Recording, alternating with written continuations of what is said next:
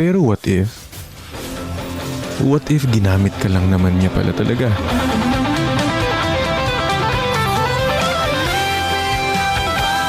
Para yung part sa heart niya na hindi pa naghihil, yung part sa heart niya na nag-iisa at nalulungkot, para mapunan mo yun. Pero pagdating sa kasiyahan, sa happiness, wala ka naman sa plano.